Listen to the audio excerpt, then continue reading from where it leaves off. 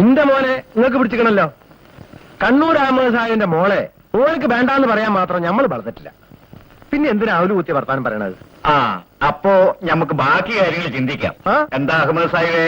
തന്നെ ശ്രീധനായിട്ട് അതാണ് ആപ്പാന്റെ പൂടിയല്. നിങ്ങളെ മോക്ക് നിങ്ങൾ ഇഷ്ടമുള്ള കൊടുക്കുന്നു. ആന മെലിഞ്ഞാൽ ആരും തൊയ്ത്ത് കെട്ടൂലോ. പടച്ചോന്റെ ബർക്കത്തുണ്ടായിട്ട് അഹമ്മദ് സാഹിബിന് തടി കൂടിയിട്ടേ ഉള്ളൂ. അത് പിടി. മൂപ്പര കച്ചവടവും ഏർപ്പാട് മുഴുവനും ഗൾഫിലാന്ന് ആചാരിക്ക് അറിയാലോ.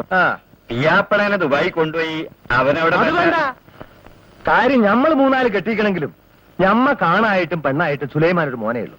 ഓനെ കോഴിക്കോട്ടുകാര് മാപ്പിളാര് വീട്ടു പിയാപ്പിളനെ എടുക്കണ ജയിലിക്ക് ഇരുട്ടത്ത് ചൂട്ടും കത്തിച്ച് ഇങ്ങളെ മോളാറിലേക്ക് നമ്മൾ വിടൂല. ഓൻ പെണ്ണ് കെട്ടി ഇവിടെ കൊണ്ടുവരണം. ആചാരം ഇഷ്ടം നമ്മളിതിനകത്ത് തർക്കിക്കണ്ട. ആ, എന്നാ പിന്നെ നമുക്ക് ദിവസവും തീയതി നിശ്ചയിക്കാലോ. പുറത്തൊരാള് വന്ന് നിൽക്കുന്നത് പെരുത്ത് നേരായി. ഓ നട്ടപ്പാലേക്ക് തുളയെ കൊള്ളാത്തെന്ന് പറഞ്ഞിരിക്കും. മനുഷ്യന്മാര് വർത്താനം പറയുന്ന ഇടയിലാണോ നീ വന്ന് കുത്തിക്കാണ്?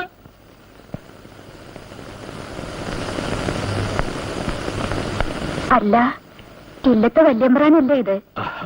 ഇവിടെ നിൽക്കുകയാണോ? കേറി കുത്തിരിക്കും. വേണ്ട, എനിക്ക് ഹാജിയാരെ ഒന്ന് കാണണം. മൂപ്പരെ അകത്ത് കൂട്ടം പറയാണ്. ഇപ്പം വരും.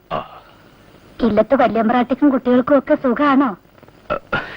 ഇപ്പോഴും അവരെയൊക്കെ ഓർക്കുന്നുണ്ടോ? അങ്ങനെ മറക്കാൻ കഴിയോ തമ്പ്രാൻ? അടിയൻ അവിടുത്തെ ആലയിലെ ചാണം വാരി കഴിഞ്ഞോളല്ലേ.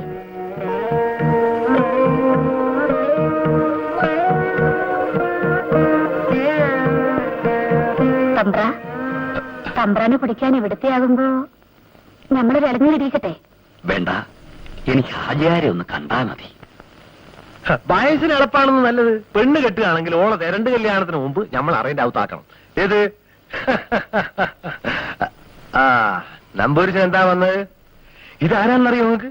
നമ്മൾ ജമ്മിയാ ഏറി മനമനക്കലെന്ന് കേട്ടിട്ടുണ്ടോ? അവിടുത്തെ വലിയ നമ്പൂരിയാ. മുമ്പ് ഈ നാട് മുഴുവൻ ഇവരെ കയ്യിലായിരുന്നു. ഇപ്പഴരപ്പും ചിരട്ടയായി നടക്കുക. അപ്പൊ പറഞ്ഞ പോലെ 10-ാം തീയതി കണ്ണൂർ വെച്ച് കാണാം. കാണാം. കാതർകുട്ടി സാഹിബിനെ നിങ്ങൾ ക്ഷണിക്കോ അതോ നമ്മൾ വിളിക്കണം? നമുക്ക് 2 കൂട്ടർ കൂടി വിളിക്കാം.